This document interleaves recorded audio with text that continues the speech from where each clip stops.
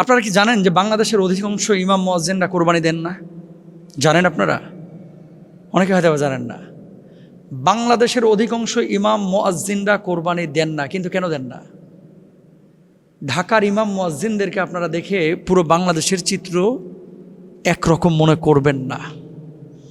এই যে কোরবানির ওয়াজ হুজুররা করে, আপনাদেরকে সচেতন করে, মুয়াজ্জিন সাহেবরা আপনাদেরকে সচেতন করে, কিন্তু কোরবানি কেন দিচ্ছে না? একটাবার কল্পনা করেছেন? পরশুদিন আমার একটা প্রোগ্রাম ছিল পরিবর্তন ফাউন্ডেশনের বগুড়ায়, 400-450 আলেম এসেছিলেন। মনোহর ভাই আয়োজন করেছিলেন। তাদের স্বাবলম্বীকরণ প্রকল্প এবং দায় নির্বাচনের ক্ষেত্রে করণীয় কী, এই শীর্ষক আলোচনায় আমিও অংশগ্রহণ করেছিলাম। 5 জন ইমামকে আমি জিজ্ঞেস করেছি, আপনাদেরকে এই দিনাজপুর, রংপুর, ঠাকুরগাঁও, পঞ্চগড়, কুড়িগ্রাম, নাগেশ্বরী এদিকে বেতন দেয় কত মসজিদে? হুজুর বেতন দেয় 3000 টাকা। বেতন দেয় কত? বেতন দেয় 5000।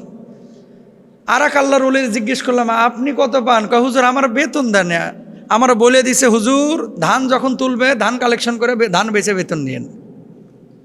বুঝছেন বাংলাদেশের অবস্থাটা কোথায়? আর এক জায়গায় রসুন বেচে হুজুর টাকা নিয়েন, মানে মানুষের বাড়ি বাড়ি যায় হুজুরই রসুন তুলে নিয়ে আইবে, নিয়ে আসার পর ওই রসুন বিক্রি করে বেতন নেবে। এই সমস্ত মসজিদের সভাপতি, সেক্রেটারি যারা আছে, এগুলোরে ওর যে গোয়াল ঘর আছে না, গরুর সাথে বাইন্ধে রাখা উচিত। আপনি ভাই মসজিদ কমিটি বা মসজিদ চালাইতে পারেন না, আপনি মসজিদের কমিটি হন কেন? একটা মসজিদের ইমামের বেতন 3000 টাকা আপনি নির্ধারণ করেছেন।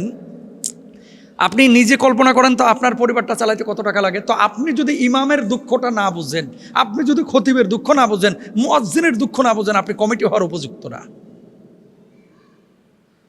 যে মানুষটা বেতন পায় 3000, বাংলাদেশের অধিকাংশ ইমামদের বেতন সর্বোচ্চ ঢাকা শহরেই তো 10 থেকে 15,000 টাকা, খতিবদের বেতন 20,000, 25,000। সবচাইতে ভালো মসজিদ যেগুলো, এগুলোর বেতন হচ্ছে 25,000-এর মধ্যে। এরা হয়তো বা টাইনা টুইনা ছাগল টাগল কোরবানি দেয়, কিন্তু গ্রামগঞ্জে যে হুজুররা আছে কোরবানি দিব কি? আর কোরবানি দেওয়ার পরে হুজুর একটু গোশতও পাঠায় না। আপনি মুসল্লি হওয়ার মানে আদর্শ মুসল্লি না। আপনি নামাজ আদায় করছেন, আপনি লিডার মানেন, এটা কথিত লিডার। দেখেন, আপনার জানাজাটা কিন্তু ইমাম সাহেব পড়ায়, আপনার বিয়েটা আপনার ইমাম সাহেবই পড়ায়, আপনার ছেলে মেয়েকে দিন শিখায় কিন্তু ইমাম সাহেবই। এলাকায় বিশাল একটা কর্মযজ্ঞের আঞ্জাম কিন্তু ইমাম সাহেবরা দেয়, মুয়াজ্জিনরা দেয়। আর্থিক সচ্ছলতা তাদের নেই। হ্যাঁ, এখানে আমাদের ইমামদেরও দোষ আছে। এই যে মসজিদে একটা ঢোকার পরে চিন্তা করে এটাই আমার দুনিয়া। কেন রে ভাই? ইমামতের পাশাপাশি কি ভ্যানে সবজি বিক্রি করা যায় না?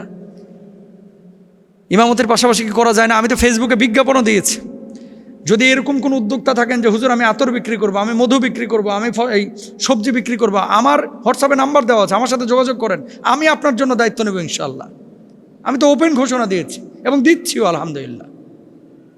কেন এই কথাগুলো বলতেছি? আর্থিকভাবে যদি আপনি ন্যূনতম সচ্ছলতা না থাকে, আপনি দাওয়াতি কাজ করতে পারবেন না। মানুষ আপনাকে বেল দিবে না ভাই, পাত্তা দিবে না। এবং আপনি যখন কথা বলবেন, হুজুররা এগুলো বলে, এরকম একটা ভাব। আর বদমাশ চুরি করে, ডাকাতি করে, সুদ খায়া, ঘুষ খায়া মোটা মোটা বান্ডিল কামাইছে, সে আপনার উপরে খবরদারি করবে।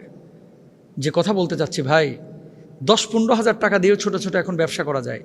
ফোন ফ্ল্যাক্সের একটা দোকান দেওয়া যায়, ছোট্ট একটা টুল নিয়ে সবজির একটা ভ্যান নেওয়া যায়। ছোট থেকেই শুরু করেন না, অনেক মানুষ তো করছে, আপনি কেন পারছেন না? প্রত্যেকটা মসজিদের ইমাম সাহেবের উচিত উদ্যোক্তা হওয়া, চেষ্টা করা, ব্যবসা বাণিজ্য করা। শুধু মসজিদ মাদ্রাসা নিয়ে পড়ে থাকবেন না। কারণ মুহতামিম সাহেবের 4তলা বাড়ি হয়ে গেছে, সভাপতি সাহেবের 4তলা বাড়ি হয়েছে। আপনার ঘরের যে টিনের, এই ফুটা টিনের পানি সামলাইতে আপনার বউয়ের শাড়ি ভিজে যাচ্ছে, এটা নিয়ে কিন্তু অনেক কমিটির কোনো ফিকির নাই। তাহলে নিজের ফিকির নিজেরই করতে হবে, নিজের ভালো থাকাটা নিজেকেই সিদ্ধান্ত নিতে হবে। কোরবানি আসছে, একটু ইমাম মুয়াজ্জিনদের দিকে খেয়াল রাখেন, আল্লাহ বুঝদান করুক। আচ্ছা, এরপরে যে প্রশ্নটা এসেছে মোহতারাম, কোরবানির সময় আসলেই বিভিন্ন ধরনের পশুর নামকরণ করা হয়। কোনো ছাগলের নাম দেওয়া হয় হিরো, কোনো ছাগলের নাম দেওয়া হয় বিগ বস, আবার ইদানিং দেখছি একটা গরুর নাম দেওয়া হয়েছে ডোনাল্ড ট্রাম্প, আর একটা গরুর নাম দেওয়া হয়েছে নেতানিয়াহু। এবং ডোনাল্ড ট্রাম্প 3.5 লক্ষ টাকায় বিক্রি হয়েছে। যিনি কিনেছেন বা যারা কিনবেন তাদের কোরবানি হবে কি না, যারা নাম দিচ্ছেন তাদের ব্যাপারে শরিয়ার বক্তব্য কী? মানে মানুষজন আমাদের দেশে ইসলামটাকে বা ইবাদতগুলোকে অনেক সময় আবেগের সাথে জড়িয়ে ফেলে। গরুর চুল নাকি ট্রাম্পের মতো, এই জন্য নাম দিয়েছে ডোনাল্ড ট্রাম্প, বিক্রি হয়েছে 3.5 লাখ টাকায়। এটা কোনো কথা? গরুর নাম কি ট্রাম্প হতে পারে? কোরবানিটা কি বলেন তো? আল্লাহ সুবহানাহু ওয়া তাআলা কি বলছেন? সূরা হজ 37 নম্বর আয়াত, لن ينال الله لحومها ولا دماؤها ولكن يناله التقوى منكم। আল্লাহর কাছে পৌঁছে না এগুলোর গোশত রক্ত, বরং পৌঁছে তোমাদের তাকওয়া। এখন এই আয়াত থেকে মূলত 4টা জিনিসের সমন্বয় হচ্ছে কোরবানি। মূলত 4টা। কয়টা? 4টা। 1 নম্বর হচ্ছে নিয়ত, 2 নম্বর হচ্ছে ইখলাস, 3 নম্বর হচ্ছে তাকওয়া, 4 নম্বর হচ্ছে শরীয়ত সম্মত পশু। এখন আপনি যে পশুটা নিচ্ছেন এই পশুটা শরীয়ত সম্মত পশু হতে হবে। পশুটা কোরবানি কার জন্য করছেন? ইন্না সলাতি ওয়া নুসুকি ওয়া মাহইয়ায়া ওয়া মামাতি লিল্লাহি রাব্বিল আলামিন, আমি আল্লাহর জন্য কোরবানি করছি। এখন পশুর নাম এগুলো দিয়ে মিডিয়া ফোকাসে যদি আপনি নিয়ে আসতে চান, তাহলে কোরবানির যে মেসেজ, কোরবানির যে দাবি, এটা কিন্তু পূরণ হচ্ছে না। আপনি যদি বলেন যে যিনি ক্রেতা, ডোনাল্ড ট্রাম্পকে কিনলেন এই গরুটাকে, অথবা নেতানিয়াহুকে কিনলেন, অথবা এই হিরোকে কিনলেন, বিগ বসকে কিনলেন, কেনার পরে কোরবানি করেছেন, ওনার নিয়ত যদি ভালো থাকে যে কোরবানি করলাম একটা রুষ্টপুষ্ট গরু দিয়া, কোরবানি হয়ে যাবে। কিন্তু কোরবানির যে দাবিটা, মানুষকে দেখানো, অথবা ফোকাস পয়েন্টে আসা, অথবা মিডিয়া কাভারেজের নিয়ত করা, অথবা রাস্তা দিয়ে হেঁটে যাওয়া, মানুষজন পত্রিকায় বড় বড় ছবি দেবে যে বিগ বসকে কিনেছেন উনি। জনাব, গরুর দাম কত? কয় 60 লাখ। 60 লক্ষ টাকার গরু কিনেছেন স্যার। আপনি 60 লক্ষ টাকার গরু কিনে কোরবানি দিলে অবশ্যই আপনার কোরবানি হবে যদি আপনার নিয়ত ঠিক থাকে। আপনি যদি 60,000 টাকার গরুও কোরবানি দেন, যদি নিয়তে গরমিল থাকে, আপনার কোরবানি হবে না। এখন আপনি বলবেন যে এই ধরনের নামকরণ করা আসলে উচিত কিনা। দেখেন, এসব নাম রাখা উচিত নয়। ইন্নামাল আমালু বিন্নিয়াত, আল্লাহ সুবহানাহু ওয়া তাআলা, রাসূল বলছেন সব আমল কিন্তু নিয়তের উপরে নির্ভরশীল। এবং আরেকটি আয়াত দেখেন, আল্লাহ সুবহানাহু ওয়া তাআলা সূরা হুজুরাতের 11 নম্বর আয়াতের মধ্যে বলছেন, ওয়ালা তানাবাজু বিল আলকাব, তোমরা একে অপরকে মন্দ নামে ডেকো না, মন্দ নামে ডেকো না। এখন পশুটার নাম আপনি রেখেছেন, সেই পশুটার, তার নাম তো গরু, তার নাম তো ছাগল, তার নাম তো খাসি। এখন আপনি নাম রাখছেন যেটা মানুষের সাথে সামঞ্জস্যপূর্ণ, অথবা তুচ্ছ তাচ্ছিল্য করে, এগুলো আসলে অসুন্দর, অহেতুক কথা, অহেতুক কাজ। ওয়াল্লাযীনা হুম আনিল লাগওয়ি মুরিদুন। ধর্মীয় যে কোনো ইবাদত যখন আপনি করবেন, এগুলো শরিয়ার ফ্রেমে কিন্তু থাকতে হবে। কোরআন হাদিসের আয়নায় দেখতে হবে যে এটা কোরআন হাদিস অনুমোদন করে কি না। যদি করে আপনি করেন, আর যদি না করে তাহলে আপনি কেন করবেন? এটা তো আপনার জন্য জায়েজ নাই।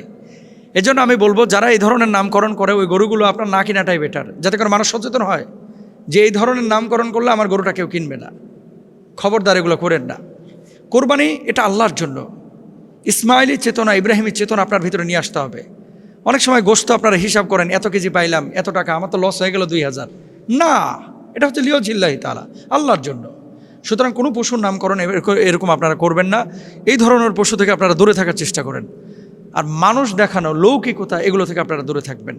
কোরবানি একমাত্র আল্লাহর জন্য, আল্লাহর সন্তুষ্টির জন্যই। আপনি যখন সেভাবে কোরবানি দেবেন, প্রত্যেকটা রক্তের ফোঁটার বিনিময়, প্রত্যেকটা পশমের বিনিময়ে আল্লাহ তাআলা আপনাকে সওয়াব দেবেন। আল্লাহ তাআলা আমাদেরকে বোঝার তৌফিক দান করুন।